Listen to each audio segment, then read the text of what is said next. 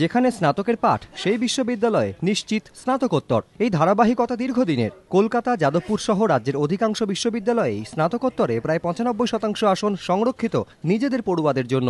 স্বাভাবিকভাবে স্নাতকে ভালো করেও অন্য বিশ্ববিদ্যালয়ে স্নাতকোত্তরে ভর্তি কার্যত অসম্ভব হয়ে পড়ে বহু পড়ুয়ার। অবস্থার বদল আনতে চেয়েছে রাজ্য সরকার।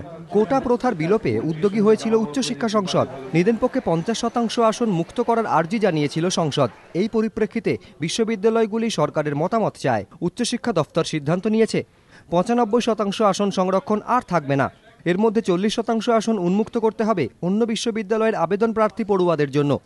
বাকি 60% সংরক্ষিত থাকবে সংশ্লিষ্ট বিশ্ববিদ্যালয়ের নিজের পড়ুয়াদের জন্য। এবছর থেকেই এই বিধি কার্যকর করার জন্য বিশ্ববিদ্যালয়গুলিকে চিঠি পাঠিয়েছে সরকার। 60% students they should take from their own university who have passed out the undergraduate courses for admission to postgraduate, and remaining 40% they can take from other universities. This view as a request we are communicating to the universities. বিধি কার্যকরী করার জন্য Presidency সহ সমস্ত বিশ্ববিদ্যালয়ে চিঠি পাঠাচ্ছে সরকার। যদিও রাজ্য জুড়ে অভিন্ন প্রবেশিকার ব্যাপারে এখনই কোনো সিদ্ধান্ত নেয়নি সরকার।